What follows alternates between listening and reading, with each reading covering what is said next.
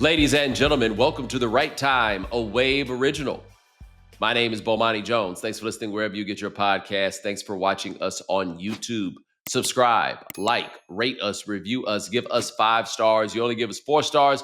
I'm inclined to believe you are a hater. We're going to talk a little college football later and a fascinating assortment of other news. But I will tell you, I never thought.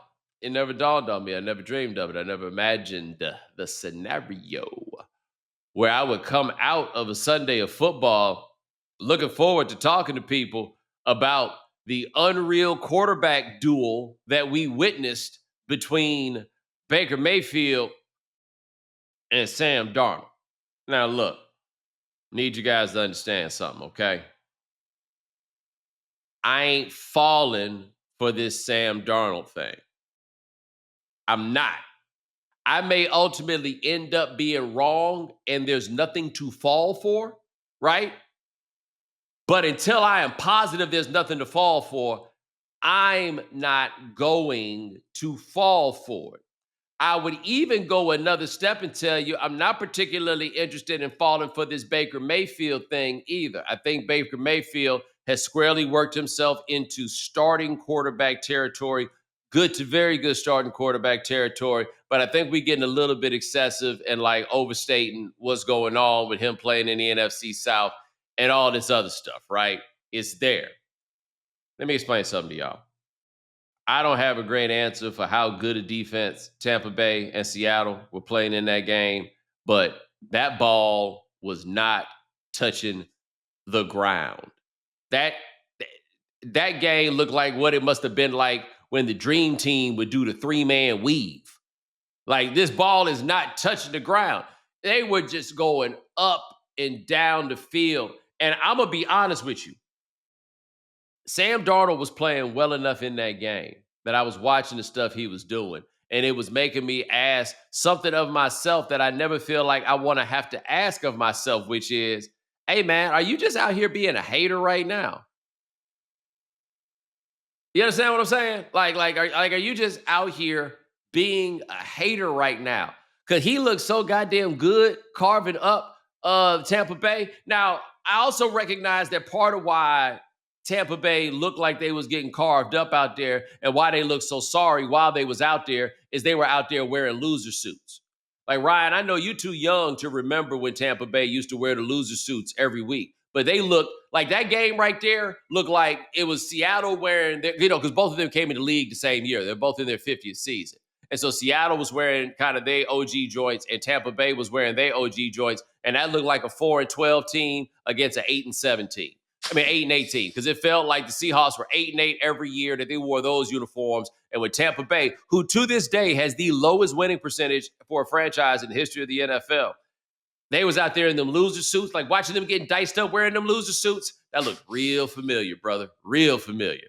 Yeah, those everydays is, like you said, a little before my time. But like you said, they combined for 10 incompletions on the day, and both had quarterback ratings around 135. So pretty solid work for the guys in the average suit and the loser suit. Let me tell you this about the Tampa Bay loser suits. And I guess this has probably changed now with Mayfield, but prior to Mayfield, Tampa Bay had never signed a quarterback to a second contract. The whole history of the team, they never signed a quarterback to a second contract. That feels impossible. The only one that they ever kind of wanted to sign to a second contract was Doug Williams, but fucking racism, they were offering him less than they offered backup quarterbacks, even though he had got them to the NFC Championship game. But that's who they are. Baker Mayfield is kind of like, without question, the best quarterback that Tampa Bay has ever had. I have not seen a quarterback be consistently good for a number of years. Like, Baker seems to be on his way. Even old Brady. Yo, damn, I forgot that happened, didn't it? Yeah. That did happen. But the thing about old Brady is, I think like that second Brady year to me was better than the first one. Because the first one, if you remember in the playoffs, he was not good. Yeah, I mean, and they kind of put it together. That first half of the year, they weren't good. Yeah. They did some overcoming. They had to take stuff out of the playbook because he couldn't throw outs no more. Like, he was fighting with Bruce Arians. That's right. And then that second year, he almost came back and he almost won that MVP. And yes. Yeah. But now they out here, they're killing it. And people talk about this, the thing to me about that team as it stands is they're barely beating everybody they beat. but they're beating just about everybody they play. And they almost got that win over the Eagles, where they would have been undefeated, but they play in the Falcons as tight as they play in the Seahawks, basically as tight as they play in the Eagles. Like, it doesn't tell me anything, but they look like they have a good quarterback. And Seattle also looked like they had a good quarterback. And I just don't know what to make. These are two guys that were both on the Carolina Panthers very recently, both of whom were drafted in 2018, and both of whom, by the time we got to the year, I guess it's 2022, were actual real live journeymen. I think they've been on a combined 9 teams. But can you think who has played their way out of journeyman status? Like, these guys are all former journeymen. The thing that's most amazing about that 2018 draft, which is like, it's not the 1983 draft for quarterbacks that had all of the Hall of Famers, except it is going to have Josh Allen, who I think will probably make the Hall of Fame. It will have Lamar Jackson, who absolutely will make the Hall of Fame. Baker Mayfield has had some good seasons in the NFL. Sam Darnold seems to be piecing this thing back together. The Josh Rosen thing, that's wild. That, it's like it never happened. But literally, none of them turned out the way most people thought. Whether that had been good or bad, nobody went right at like, oh yeah, well that's what I saw was going to happen for those guys.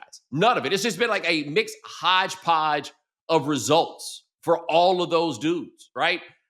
It wasn't on display in Baltimore because Lamar Jackson was hurt and they're finished. They got their asses kicked. And yes, part of it is that Cooper Rush was the quarterback. This was the week of backup quarterbacks we'd seen previously be good coming down to earth. Jake Browning went back to being cheeks after that one stretch he had where we saw him start and he was good a couple years ago. Nah, cheeks. No other way to look at it. Just cheeks. Carson Wentz, he didn't look like cheeks, did he? He stopped like short of cheeks level. I don't think that he got to that place, but Cooper Rush, you would have thought that he would have been better for the Ravens, but that's not the reason the Ravens gave up 147 points on defense. They are absolutely done. Harbaugh gave the vote of confidence for his defensive coordinator, and that's nice of him, but the bottom line is the defensive coordinator is going to get fired first, and then Harbaugh is going to get fired sometime around the end of the year unless something drastic changes. This is the team that we came into the year talking about as maybe being the most talented in the league. Everything else, boom. It's like they're not even there. I guess we would also say that the next talented team most of us would have leaned into would have been the Eagles, and they lost this game to Denver. Ryan, I don't know how much you watched of this game, but this team is so weird. I did not come out of that feeling like the Broncos were a very good team, but the Broncos scored 18 points in the fourth quarter to the Eagles scoring none. And this same Eagles team that wouldn't throw the ball at all last week threw it 23 out of 24 times in the second half. Yeah. 23 out of 24 times in the second half. With a lead. With the lead. And by the way, while they were throwing the ball 23 out of 24 times in the second half, they only scored 7 points. They're up 17-3 going into the fourth quarter, and all they did was throw the ball. What are we doing here? Like, that feels, and you tell me if I sound ridiculous, because I don't want to pretend like what we do in our world is truly that important. But that felt like somebody doing something to prove a point to us. Yeah, it's a very bizarre thing with the Eagles because both Saquon and Eagles offensive linemen have talked about how hard that the last year was on them with all the touches Saquon had, the attempt for the 2,000-yard season, the wear and tear those offensive linemen had on their bodies. But still, it's very bizarre. We've heard all these A.J. Brown comments, and now they lose the game almost trying to prove a point that they obviously didn't prove. Do you see how many times they gave the ball to running backs in this game? I did not. 9. Saquon Barkley had 6 carries. 6 carries. We got people who get in the chat on the YouTube or in the comments, and they see me as being some sort of Philadelphia hater, which is weird. I don't really have a thought about Philadelphia in one direction or the other. I hate the Phillies, but that doesn't even come up on this show, right? Yeah. You guys have to agree with what we're talking about right now, though. There's no way in the world that you think that what I'm talking about is just hating on them. There's no way in the world that you came out there. Look, say whatever you want about Jalen Hurts. He's not the guy to drop back 38 times and for you to run it 9 with running backs. Like that, you guys can't do that. Your team can't be that. And again, it's not like Bo Nix was out here setting the world on fire. I did not think that he played well in that game. I didn't think they did a particularly good job of running the ball. I did not come out of this with anything really, although I guess as the game went, the Broncos defense got better, but I didn't come out of this feeling like the Broncos did anything particularly well. It just felt full on like the Eagles lost the game and they look like a team that has some level of awareness within itself that it is not as good as its record indicates. Who have they beaten? Okay. The Cowboys that none of us think are good, even though, the Jets, do they stink? They beat the brakes off of them. The Chiefs that none of us are sure are good. The Buccaneers, who we just talk about, keep squeaking by everybody, but how good they are is debatable. And I guess you'll give them the Rams, but we just saw the Rams lose that game at home on Thursday night, and nobody loses at home on Thursday night. Like, what's there to feel good about with them right now? I don't see it. Do you think the constant shifting of the offensive coordinator? I mean, this is the fourth one they've had in 4 years. They had Shane Steichen, Brian Johnson, obviously Kellen Moore is now coaching Saints. They have a new guy in there now. This looks like a team without an offensive identity and a philosophy. Yeah, you sound like Lionel Richie. They're a team with no direction, no purpose. That comparison does not come up before. I'm not going to lie to you. Yeah, no. But it does. Okay, so yes, they've switched out coordinators every year since 2020. The Doug Peterson year, and then every year after that, they've switched out coordinators.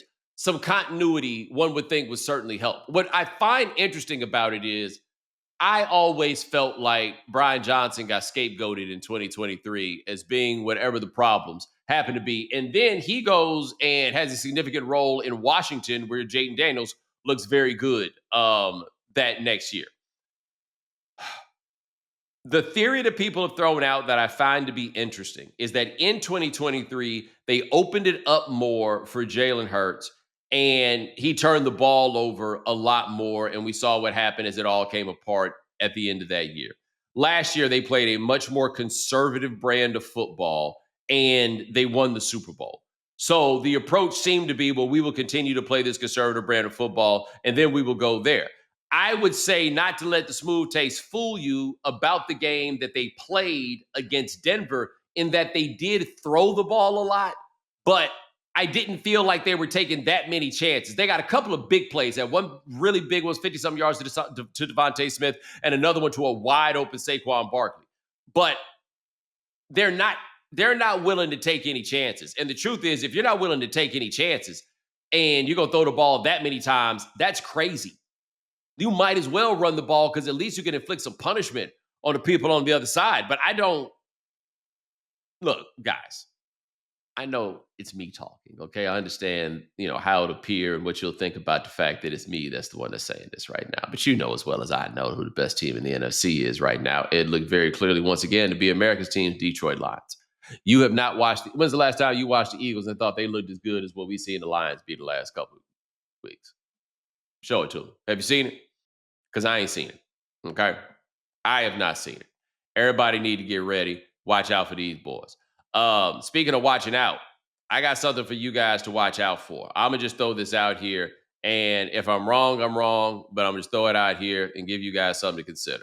I got up in the morning and watched the game from London. It was the Browns, and it was the Vikings. It was Dylan Gabriel's first start.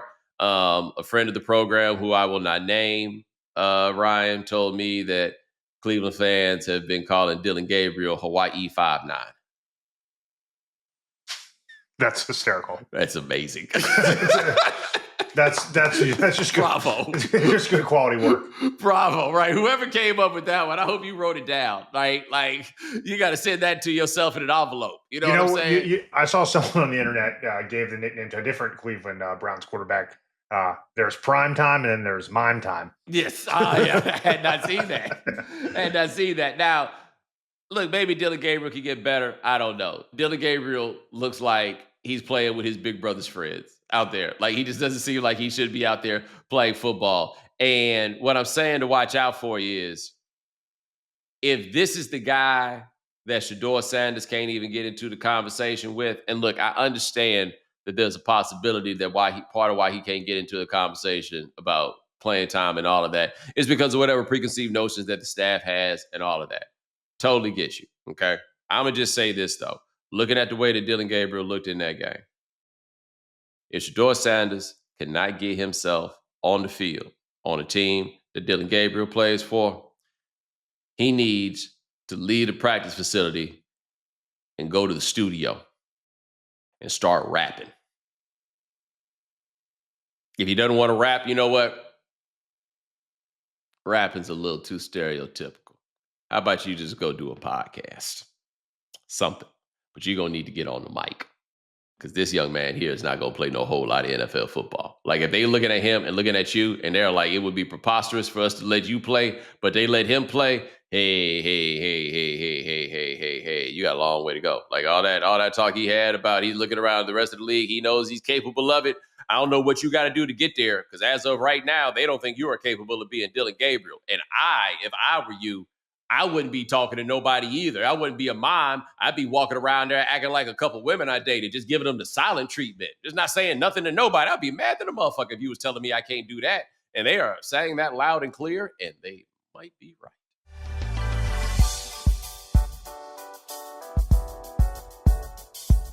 All right, I decided to take in some college football this weekend. Just want to throw this out here about the college football right now. I recall with the advent of the playoff, a lot of discussion about whether the playoff would ruin things for college football. And I don't think it has done that. I have a fairly doom and gloom outlook about a lot of the changes that are happening, or we'll call it modernizing, whatever it is. But I don't think that the playoff has done anything to like mess up college football necessarily. I still think, and maybe it's just because we're still caught up in like the old, I don't know if I would call it the old ways of doing things, but just what a college football game means. Maybe we're in a time period that is a lag and this will change. But I still find myself very much viewing college football games like one at a time. I personally am not at a place where I think about playoff consequences really ever when somebody loses a game, especially not this early. I don't care. So like even Penn State, which lost that game to UCLA, does that eliminate them from the playoff? Yeah, I guess. But you know what else it does? They lost to a team that was 0-4. You know what it does? It stinks for them. Like that part of it is sufficient enough for me that I don't need to think about this in terms of any like long-term consequences. And so it really got me to thinking about like what goes on at this time of year. And I don't know if this is a function of the playoff. I don't know where this comes from, but I very often feel like this time of year, what is often or should be interesting about it is the teams who win. And when I say the teams who win, you wind up with teams in this, like at this current time, like for example, Indiana, which apparently, Ryan, last year's Indiana this year's Indiana is Indiana. That seems to be the case. That like what Indiana was last year is also Indiana this year. Yeah, I think they're top 10 ranked. They're doing it somehow, some way. When they put that hurt to Illinois, like that's the thing. It's not just that they're doing it; they're not just scraping by people. Like we saw with Vanderbilt and Alabama, for example, over the weekend. They're not big enough. Correct. Right? Like they did that was an Alabama like win the way they used to win. They just leaned on people. Yeah. Like it was amazing that Vanderbilt played, I thought, as good a game as you could ask for Vanderbilt to play. But I was out there. I'm like, yo, it's amazing you're doing as well as you guys are because you guys just aren't big enough. Right? You're not. Indiana looks like a Big Ten team right now. And maybe it'll be different, right? They'll get like they were in the playoff last year where they played against Notre Dame and they looked a little bit overwhelmed or whatever. But this time of year is often like you go through the top 10s. Ohio State, Miami at number 2, Oregon.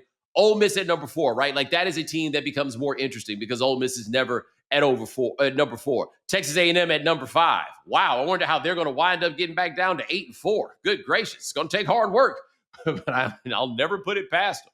But you look at teams that are surprisingly good and look at where they are. Like, oh wow, I can't believe that team won. They continue to go. This week, I was just fascinated by who lost. And not just like simply by who lost, but how it was that these teams managed to lose and what the kind of consequences were of them losing. Like we could start with that Penn State game. I can't believe they lost that game. Penn State losing that game, I feel like, and I could be wrong about this, but for a number of reasons, some of them absolutely being James Franklin's fault, I think that he is a bit of an easy target. And I guess he has racked up that terrible record in those games against, teams in the top 10, top 20, whatever it is, right? But this is a game he never loses. No, that's what I'm saying. These are the ones he wins. Like Mac Brown was a guy like that, where you may not win the it could go either way games, but he's going to win the games that he's supposed to win. Losing a game as a 24-point favorite in college football is almost impossible. I mean, UCLA got blown out at the Rose Bowl by New Mexico. I think I saw that they hadn't led all year. I mean, look, I understand that they change coaches and you get a boost or whatever that is, but that's a team that had and look, Penn State did not look bad in that game that they lost to Oregon. No. They went to overtime. They just lost, right? They lost that game. And look, college kids, man, a game like that going to take something out of you. But it never dawned on me that they couldn't come back out here and beat UCLA. And they were down 27-7 at half.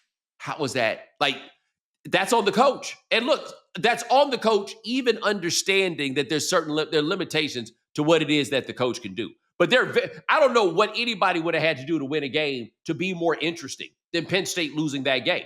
Case in point, Miami looked really good against Florida State. And they look like, again, Cristobal taking the Saban formula and applying it at Miami. Okay. And also fixing Carson Beck from all the struggles he had last year. And, he comes great. In, he almost looks like, he looks like the number 1 pick in the draft. Right. Like you look around at who the other quarterbacks are. And, I had not seen much of that Mateer dude that transferred to Oklahoma. Carson Beck in that game looked like a guy that I know what it looks like when you go take a guy number 1 in the draft. Like the first time I saw Anthony Richardson play in college, I was like, I don't know how good he is, but I know he's going to make a lot of money, right? Like, what a first round pick looks like. Carson Beck, once again, looks like a first round pick, but that's not as interesting as Franklin taking that L in that game or Belichick. My God, they could have scored 80 points against Carolina if they had wanted to. Did it feel to you like Dabo just decided we go put the screws to him early just to show him that we can? But I'm Dabo's sweaty man of God, so I'm gonna show some love. He looked like he had to show forgiveness to himself for running up the score. They are so bad. Like what's happening at Carolina, they got so much attention early. And they had planned for this game to get them a lot of attention. But it still did get a lot of attention, I think. Because yes, it's a noon kick. But if you're flipping channels at noon and it's Clemson and Carolina and Belichick's there and you haven't been watching, hey, let me drop in here and see what's going on. Carolina did not have their starting quarterback, but there's no excuse for them to be this bad. And the only reason that they're this bad is the reason that I tried to tell y'all was going to be the biggest issue with this team coming into the year, which is talent identification. What did Belichick in at the end in the NFL was he could not properly identify talent, and he made his general manager a guy who is a bad general manager in the NFL. They moved into this whole new world that they don't know anything about. And Ryan and I were reading this article earlier this week where an anonymous group of 5 head coach, and for those who don't know what we're talking about here, you got your Power 4 conferences, and then the group of 5 are the other FBS conferences, but they're not Big 12, Big 10, SEC, ACC, right? And this dude was talking about how in recruiting, he lost out on a couple of players to North Carolina. And he was like, I'm telling you right now, any school from that level who is competing with us for talent, their teams are all going to be bad.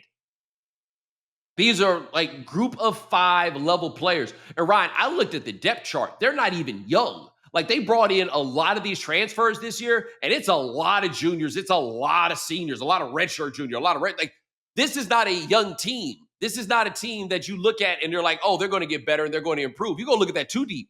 That's a lot of grown-ups. And I mean, it's not that they're losing. It's that they're losing. They pay Bill Belichick $10 million, and they can't keep the fans in the stands till the third quarter. No, and let me tell you something about North Carolina football fans. They become North Carolina basketball fans quick, fast, in a hurry. Like it happens. And look, the basketball team ain't been making them feel that good lately, but it ain't gonna beat this shit. And like people criticize, Deion, but Deion actually got players to come to Colorado, and he turned it around. They were winning. They were winning games. You look in the ACC, see what Fran Brown's doing at Syracuse. Yes. I mean, he comes in there immediately. He gets Ohio State's cast off, and they're throwing the ball around. I mean, you tell me that Bill Belichick can't do what Indiana's doing? Right. And with a team, as Spencer pointed out, a bunch of dudes from James Madison. From the Sun Belt. Hey, he brought his own luggage. He brought his own luggage. It wasn't even Louis, but it's hold what you need, right? Now, you mentioned Deion. Deion is it. We're not paying attention to that story anymore over there. But to me, it's much more interesting now. Now there are ways that it is like, I don't want to say interesting. Like Deion was saying that he's got blood clots that are affecting him. His health has been an issue since he has become a coach, like all the way back to Jackson State. So it is fair to ask the question about how much longer you expect him to continue to do this job because of how physically, I almost said like that word doesn't feel right, but his body does not seem to be holding up well. And this is a very stressful job for a man to do. He is no longer coaching his son. Physically and mentally demanding. Yeah. It's a lot. We always talk about the stress college football coaches go through during their schedule, their insane workloads. And that's not for people dealing with blood clots so bad they're wearing one shoe on the sideline. Right. Like he's in a tough place. But let's say none of that was the case, right? Let's say that Deion Sanders was perfectly healthy. This team is not good. This team is probably not going to be one to make a bowl game. One of the points that you're seeing being made a lot about Belichick is you don't get time to be bad anymore, right? Like there was a time that Belichick could come in and say that he was overhauling the program and they could maybe go out here and be 2-10 and you give yourself a chance to rebuild and put it together. And that time wasn't really that long ago. With NIL and the ability to go get people and get some bread and immediately restock that roster, people ain't waiting that long for you to figure this out.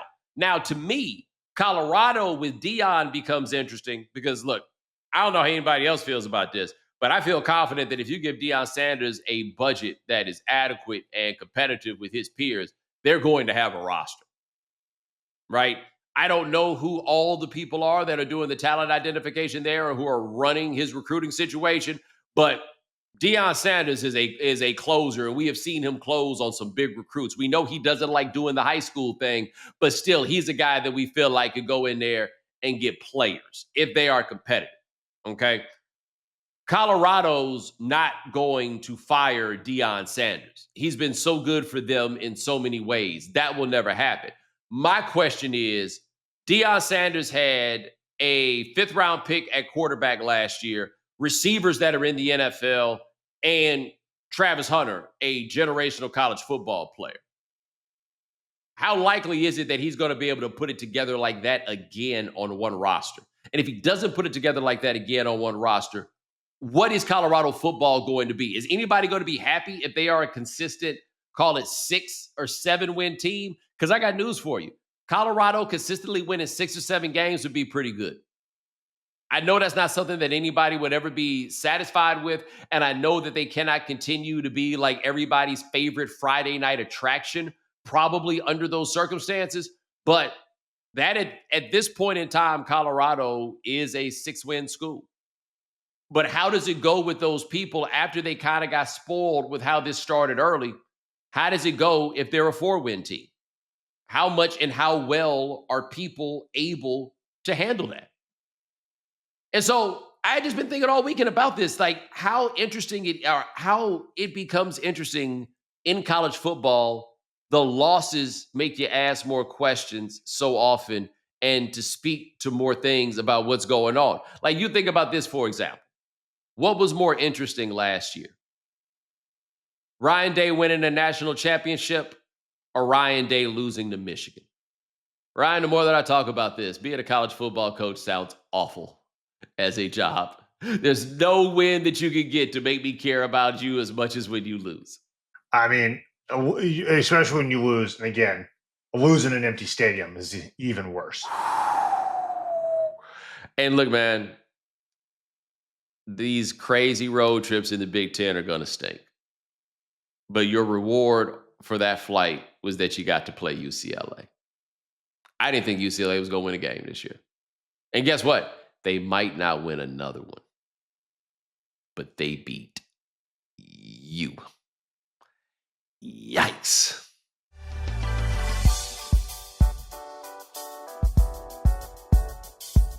Football is back, and so is your shot at big wins. With DraftKings Pick 6, the official daily fantasy partner of the NFL, your game day instincts can score you real money fast. Here's the play. Just pick more or less on 2 or more player stats, from breakout rookies to elite QBs, and unlock the upside every snap brings. The better your calls, the bigger your payout. And here's the kickoff bonus. New DraftKings customers get $50 in bonus picks with just a $5 entry on your first pick set. This season, play your player instincts. Download the DraftKings Pick 6 app now and use code Bomani. That's code Bomani. Play just $5, get $50 in Pick 6 bonus picks. Make the call. Ride the upside. In partnership with DraftKings Pick 6, the crown is yours. Gambling problem? Call 1-800-GAMBLER. Help is available for problem gambling. Call 888-789-7777. Visit ccpg.org in Connecticut. Must be 18 plus. Age and eligibility restrictions vary by jurisdiction. Pick 6 not available everywhere, including New York and Ontario. Void where prohibited. 1 per new customer. Bonus awarded as non-withdrawable Pick 6 bonus picks that expire in 14 days. Limited time offer. See terms at pick6.draftkings.com/promos. If you're a fan of this show, you've probably heard us talk about ZipRecruiter throughout the years. But one thing we haven't talked about is how ZipRecruiter is constantly coming up with new ways to make hiring faster and easier. So if you haven't tried ZipRecruiter lately, you're going to want to check it out. And if you're new to ZipRecruiter, you can try it for free at ZipRecruiter.com/Bomani. You can find out right away how many people in your area are qualified for your role. And with ZipRecruiter's new and improved resume database, you can unlock top candidates' contact info instantly. See how ZipRecruiter's new hiring innovations are changing the game. 4 out of 5 employers who post on ZipRecruiter get a quality candidate within the first day. And right now, you can try it for free at ZipRecruiter.com/Bomani. Again, that's ZipRecruiter.com/Bomani. ZipRecruiter, the smartest way to hire.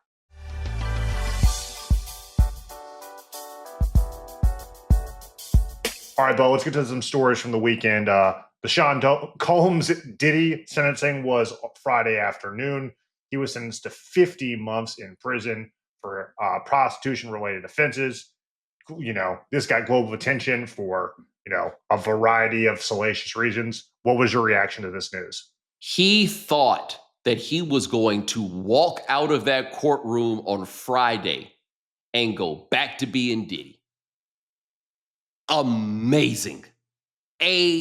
Fucking amazing. Like, the most interesting thing to me about OJ after the acquittal is, by every account, OJ Simpson thought that since he had won the game, that he was going to go back to being OJ Simpson, only to be quickly reminded, hey man, these white people think you killed 2 people. They don't really want you around no more, right? Diddy was scheduling interviews. He really thought he was just going to walk out of jail. And he totally misunderstood that he was clearly overcharged, right? I think we'd all have to agree there. The Dave Chapelle lie that Diddy was in an enormous amount of trouble. This man was on trial for RICO by himself. That perhaps was a sign that maybe, just maybe, things had gotten a little bit out of hand. I just can't believe anybody old power, positive thinking ass would have thought under those circumstances that they were not going to do any time at all. All them terrible letters that people was writing about you, and you thought you weren't going to do any time. No, big dog. He's going to do that time, and I hope he understands. Like me and Joel talked about this before. There ain't gonna be no you get introduced at the Grammys and standing ovation sort of situation. I don't know what room it is that he's going to go into and get this like super reception. And Ryan, you and I talked about this before we started the show. I don't if he thinks he's about to get a friendly interview with somebody, I don't know who he's gonna get it with. Like maybe I don't think he could get that on Drink Champs or Joe Budden or none of them neither. I don't know where he think he about to go and everybody's been like, hey, come on in, have a seat. Great to see you. People don't when people do things that are that publicly unseemly, yes, which I think is the minimum way that these, like, even at the most forgiving, these that what he's charged with can be described as, like, people don't want to be seen. People don't want to take pictures with you. People don't want to be seen with you. People don't want you at your. People don't go to these fancy events in their tuxedos to take pictures with Mr. Freakoff. No, he might have got away with it if this had happened when he was younger, right? Like, I mean, it's like it's not like the stuff with Chris Brown never happened, right? But he has found a lane and he plays these big arenas, right? Like all of these things. Like he has a huge base there. He's not blacklisted or canceled in any way. Correct. But when people find this out about you in your 50s, there ain't a lot of room for you to be redeemed. You know, like there's no space for people to be like, okay, no, he'll that. Yes, that happened before. Nah, dog. Like that's not gonna be it. I'm going to go home and I'm going to do interviews. The best thing that ever happened to him is that he ain't have to go do no interview with nobody. That would have been a disaster. Yeah. All right. And more legal news. Ex-Jets quarterback Mark Sanchez, also current Fox Sports commentator, was pepper sprayed and stabbed multiple times during a late night altercation with a truck driver in downtown Indianapolis this weekend. He was charged with battery with injury, public intoxication, unlawful entry of a vehicle, all misdemeanors. There's a hearing on Tuesday morning. Bo, your thoughts? All right, so people need to understand the timing of it. And Ryan, stay here with me on this timing just to make sure I get this right.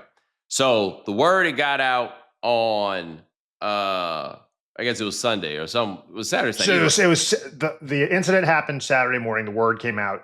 Started to come out Saturday. Saturday, okay. Yeah. So because he was supposed to call a game today. Yes. Okay, there we go. That is the time. So the word gets out on Saturday that Mark Sanchez has been stabbed, and you know what that means.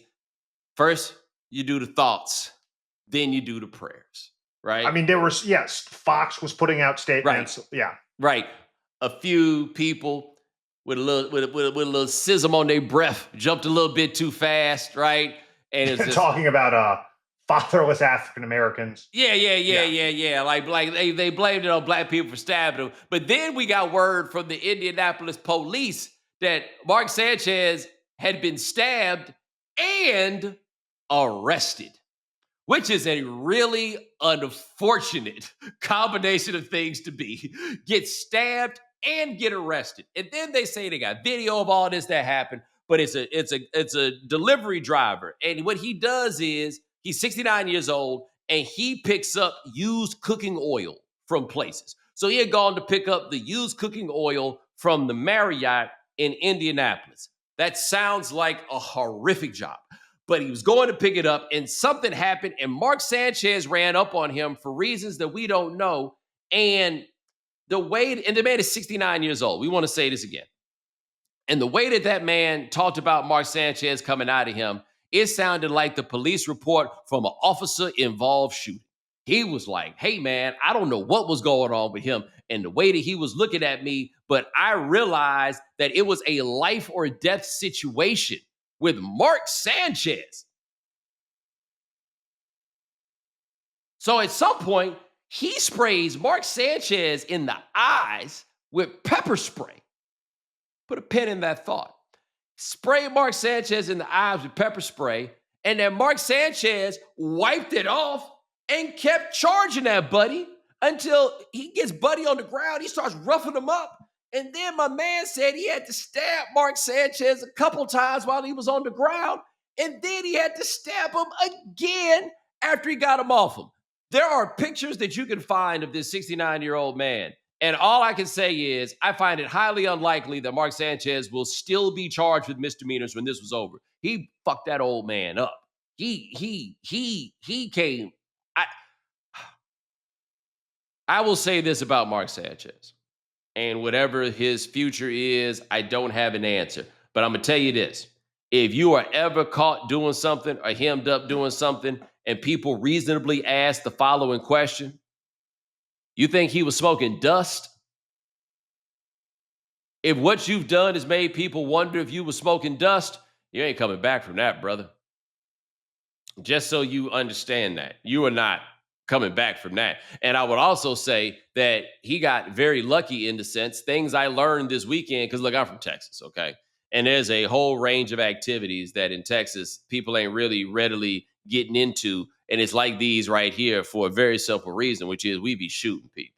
Now, I was positive that Indiana was a place that would allow you to do a concealed carry, but I went and searched it anyway. Not only can you do concealed carry in Indiana, you don't even have to get a permit.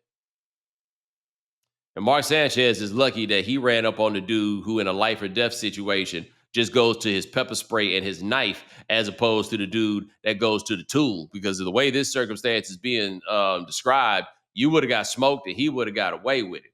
But instead, he hit you with pepper spray. Speaking of pepper spray, Ryan, I know you've been anxiously anticipating this since I told you a little bit about what my thoughts were about this. Yeah, I was curious where you're going, and I can't wait to hear. Okay, so pepper spray is like the underhand free throws of self-defense. As in everyone should use it because it's the most effective? So here's the thing about underhanded free throws. And it also dawned on me that some of you are maybe young enough that you don't really know what the story is on underhand free throws. But there was a guy back in the day named Rick Barry. Rick Barry was a very, very good basketball player. Rick Barry was one of the best white basketball players of all time. And people hate Rick Barry's guts. It is amazing how much people hate Rick Barry. It's just stunning, right? But anyway, Rick Barry, when he retired from the NBA, was the all-time leader in free throw percentage. And he shot free throws underhand. That's also known as shooting free throws granny style. You can look it up on the internet if you have not seen it before, but you will look at the way that those free throws are shot and you will say to yourself, man, I ain't about to do that shit, right? And so there have been a few legendarily poor free throw shooters over the course of NBA history who are also great players. Two that immediately jump out are Wilt Chamberlain and Shaquille O'Neal. Wilt Chamberlain tried everything when it came to shooting free throws, including underhand free throws, which, as I have read, he was better at shooting free throws underhand than he was any other way. Shaquille O'Neal, for all of his free throw struggles, never went to shoot the free throws underhand. And Rick Barry would always make the point that none of these guys will shoot free throws underhand because they're afraid that it will make them look bad, even though it is a truly effective method for shooting free throws. And he always speaks with like a measure of judgment of the guys because they're just afraid that they're going to look bad. And other people will do the same thing and be like, it doesn't matter as long as you make the shots. Why are you so worried about looking bad? But if you didn't think that looking bad mattered at all, then you would tell a guy like Tim Duncan, who at points was a mere 60% free throw shooter. If you could go from 60 to 80 as a free throw shooter just by shooting underhand free throws, you should do that, right? But nobody tells the 60% free throw shooter that he should do that. And you know why they never tell him that? Because they know that shit looks ridiculous. You understand what I'm saying? Like deep down inside of you, you know why they don't do that. You think that you should only shoot underhand free throws literally if nothing else works. And it is because you fundamentally understand that it looks ridiculous. Okay? So let's talk about pepper spray. Ryan, I've never known a man to walk around carrying pepper spray like this gentleman walks around carrying pepper spray. Never known it. But we all acknowledge that pepper spray is an effective deterrent in the face of violence. Why? Because we view women as defenseless under these circumstances, right? I don't mean to insult or offend anybody, but that's how we talk about women, and we worry when women walk out in the dark and all of these things for good reason, right?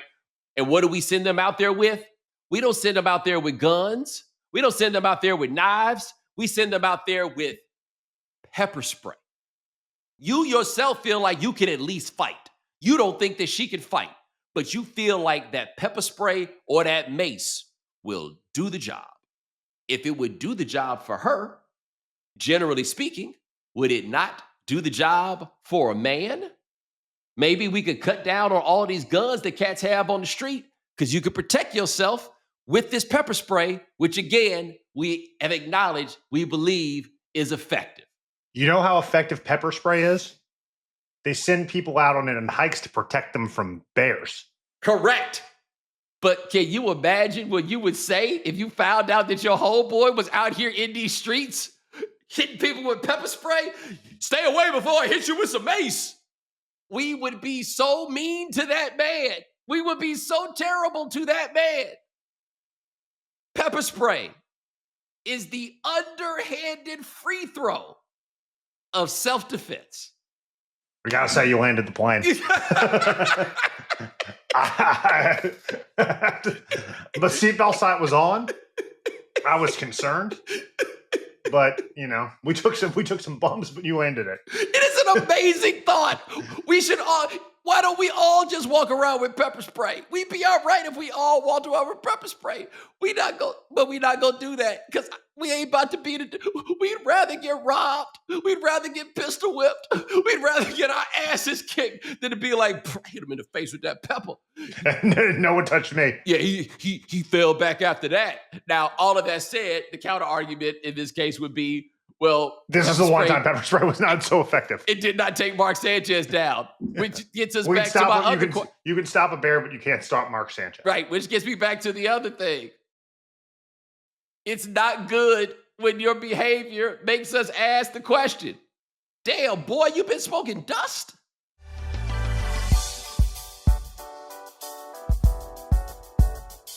All right, we're going to shift gears here. The ESPN and The Athletic have reported the Big Ten is discussing a $2 billion deal with private equity.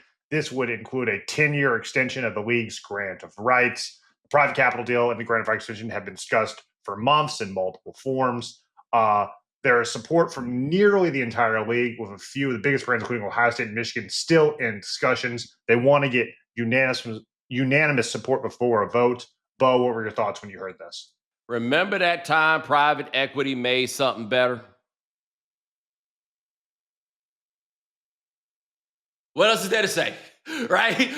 Nobody remembers that time that private equity helps private equity. Those are the only people. I can't believe these people are so thirsty for money that they can't acknowledge that very basic point. This is a mechanism for properties that are in distress. Does the Big Ten look like it's in distress to you? The Big Ten is getting money from Fox, CBS, NBC. They have their own network. Yes. And they could go to these TV places and get more money for their rights at any time. And I mean, they always have, the break glass case of emergency card of trying to go get Notre Dame. Yes, and they've already killed off competition other than the SEC in so many ways, right? Like they've done this. The problem to me with bringing something like private equity in, and I probably said, if I haven't said this here before, I'm sure I've said it in other places, but the problem is that this is not a profit maximizing industry. People are in this for fun. Yeah, there's money that needs to be made in order to keep putting money back in order to keep things competitive. But people blow money on this. People give money away to make this happen. Private equity is in it to get their money back. This crazy world doesn't work like that. The interest of all these things are incompatible. And then we get back to what I said before. Remember that time private equity made something better? Because I don't. And finally, Dave Chapelle made some comments that made news while headlining Saudi Arabia's comedy festival on Saturday. He made some controversial remarks. Right now in America, they say if you talk about Charlie Kirk, you get canceled. I don't know if that's true, but I'm going to find out. It's easier to talk here than it is in America. Bo, your thoughts? I can't believe that these super rich people went to Saudi Arabia just to get this check, right? Like, you have to understand the way that this is going to undercoat whatever it is that you say about yourself upon your return. Like, am I crazy? I can't be the only person that sees how you're just setting, like Bill Burr. Remember that routine? I don't know if it was a routine, but Bill Burr talked about Beyonce and basically how she's just all in it for the capitalism and everything else. And I'm like, brother, you just did this. You just you can't. Right. I feel like I'm not making sense because it just feels so obvious that this is such a ridiculous thing. I mean, I sort of get it for people like Louis C.K., who are, kind of sort of ostracized from popular site. But Dave Chapelle is still selling out arenas. He's still putting out, Netflix specials. Yeah. And how about this? You could go over there and feel like you could talk about Charlie Kirk and you couldn't talk about Charlie Kirk in America. Okay. You know who you could talk about in America that you can't talk about in Saudi Arabia? The Crown Prince.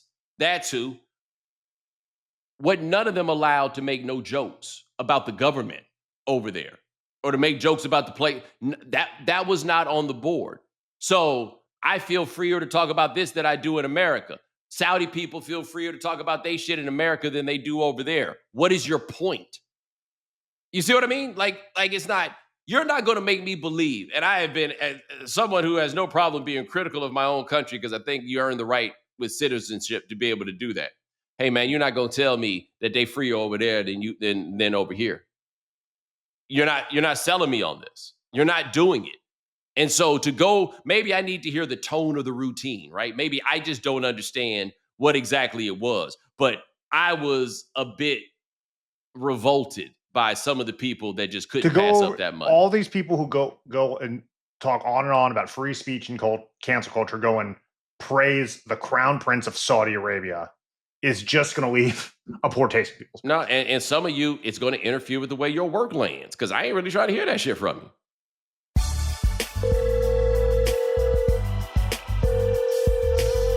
All right, Bo, the voicemail line is open. We got a few good ones. Here's our first. All right. Hello. Thank you very much for the pod, first of all. It gets me through my day sometimes. But Mr. Jones and Cass, I would just like to ask, when do you know you've had enough of a city? When do you know it's time for you to take your next venture and your next jump in life? I'm in Tampa. I like Tampa. And when do you know you're ready to go to New York? I guess that's a whole second question. All right. Peace and love. And again, thank you for the pod. Brother, I got to be honest with you. The biggest way that you know you're ready for New York is if you have received a raise. That's the pick when you talk about coming to New York. I'll tell you this about New York too. And Ryan, you live here about as long as I have. The thing about New York is don't come up here because you like it. You're not going to stay if you like it. You're not going to stay if you really like it. You got to love it. Yeah, you got to be committed. Yeah. Like it's a decision. It'll pay off in a whole lot of different ways.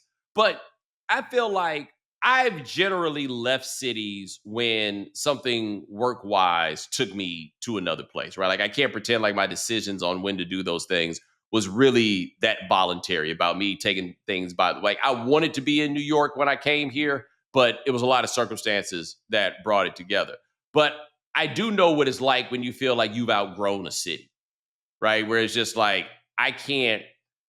can you still do the things that you want to do in that city? Can you achieve the goals that you want to reach while staying in that city, right? Like, does it challenge you? Does it excite you? Does it make you a better person? Like, what about being in that place makes it good for you? So especially if you're a person with a family, then we're having a different discussion, right? Because you're doing math on a lot of other things. But if you're not, what are you getting from being in that city? And if the thing you're getting primarily out of it is just comfort, then you need to ask yourself, is there some place that could challenge you a little bit more? All right, Bo, here's our next one. Hey, Bo. What's up, y'all? This is Ev. I'm from Hawaii.